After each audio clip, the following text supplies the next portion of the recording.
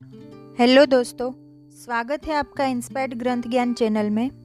दोस्तों, हिंदू धर्म में एकादशी का व्रत महत्वपूर्ण है।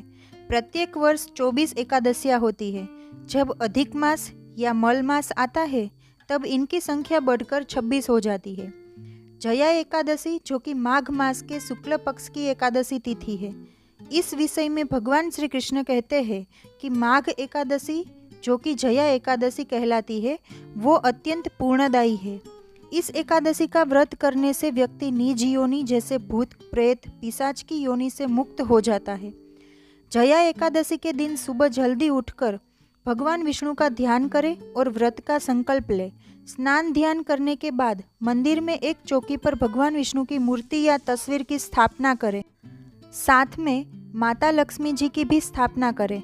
अब भगवान विष्णु को चंदन का तिलक, फल फूल और धूप दीप अर्पित करें।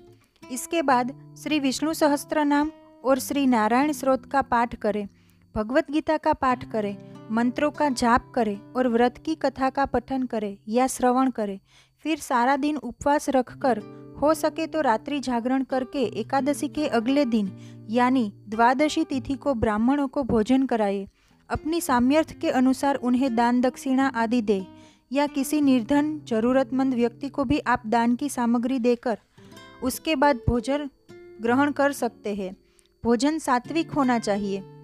स्वयं भोजन ग्रहण करने से पहले भगवान विष्णु को तुलसी जी की पत्तियों के साथ ही जो भी सात्विक भोजन है या पंचामृत है वो आप अर्पित करें और उसके बाद ही प्रसाद के रूप में आप भोजन ग्रहण करें। आप उसके बाद सात्विक भोजन कर सकते हैं, अपने व्रत का पालना कर सकते हैं यानी व्रत खोल सकते हैं। एकादशी व्रत तुलसी का पत्ता सेवन करके ही खोलना चाहिए। इस बार एकादशी के दिन तो भद्रा लग रही है, लेकिन द्वादशी तिथि को बहुत ही शुभ योग बन रहा है, जो कि त्रिपुष्कर योग है। त्रिपुष्कर योग 3 ग्रहों के मिलने से बनता है और ये योग खासकर शनिवार और रविवार के दिन आने वाली द्वितीय सप्तमी या द्वादशी तिथि को बनता है। इस योग में किए गए शुभ कामों को वो जीवन में 3 बार करने का शुभ अवसर प्राप्त होता है। इस योग में नया घर, जमीन, गाड़ी या अन्य संपत्ति खरीदारी शुभ होता है। त्रिपुष्कर योग में किसी भी काम को करते समय खास सावधानी बरतनी चाहिए, क्योंकि इस समय किए गए कामों का फल 3 गुना मिलता है। इसलिए इस दौरान कर्ज लेने से बचना चाहिए। साथ ही वस्तुओं को बेचने या कर्ज देने से बचें। कीमती वस्तुओं को खोना इस दौरान बहुत ही अशुभ माना जाता है। 3 गुना लाभ मिलने वाले इस योग के दौरान धन संबंधी शुभ काम करने चाहिए। पूजा पाठ, दान या फिर धार्मिक यात्राएं करना शुभ हो सकता है। कीमती चीज़ों की आप खरीदारी कर सकते हैं। इस योग के दौरान जमा किया हुआ पैसा भी आपके लिए शुभ फलदायी हो सकता है और भविष्य में आपका बैंक बैलेंस बढ़ने की संभावना ज़्यादा होती है।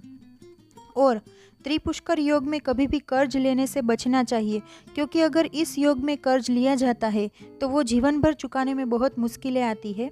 और अगर इस योग में किसी को मन, वचन और कर्म से कोई दुख पहुंचाया जाए या हानि पहुंचाई जाए तो उसका परिणाम भी स्वयं ही जीवन में 3 बार भोगने को मिलता है। अब जानिए एकादशी व्रत की तिथि, शुभ मुहूर्त और भद्रकाल के समय के बारे में। साथ ही आप जानेंगे भद्र का वास इस बार कहाँ रहेगा। इस बार माघ शुक्ल पक्ष की एकादशी तिथि 7 फरवरी शुक्रवार रात 9:27 से प्रारंभ होगी और एकादशी तिथि समाप्त होगी 8 फरवरी शनिवार रात 8:15 पर। और ऐसे में हिंदू पंचांग के अनुसार इस बार जया एकादशी व्रत 8 फरवरी दिन शनिवार को रहेगा। 7 फरवरी शुक्रवार को 10वीं तिथि के नियमों का पालन किया जाएगा। 8 फरवरी शनिवार को ब्रह्म मुहूर्त सुबह 5:30 से 6:18 तक रहेगा। सूर्योदय होगा सुबह 7:07 पर, सूर्यास्त शाम 6:14 पर। प्रातःकाल पूजा मुहूर्त रहेगा 5:47 से 7:05 तक। शाम की पूजा का मुहूर्त शाम 6:06 से 7:24 तक। राहु काल का समय सुबह 9 बजे से 10:30 तक रहेगा और भद्रा सुबह 8:45 से शुरू होगी, जो कि रात 8:55 15 मिनट तक रहेगी, यानी कि इस बार लगभग पूरा दिन ही एकादशी व्रत में भद्रा रहने वाली है। द्वादशी तिथि प्रारंभ होगी 8 फरवरी शनिवार रात 8:16 से और द्वादशी तिथि समाप्त होगी 9 फरवरी रविवार शाम 7:25 तक।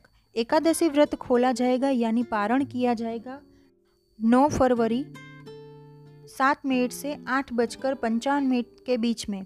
हालांकि जो लोग सुबह व्रत न खोल पाए वो दोपहर में 1 से 3 बजे के बीच में भी व्रत खोल सकते हैं, क्योंकि इस बार द्वादशी तिथि रविवार को सारा दिन रहने वाली है।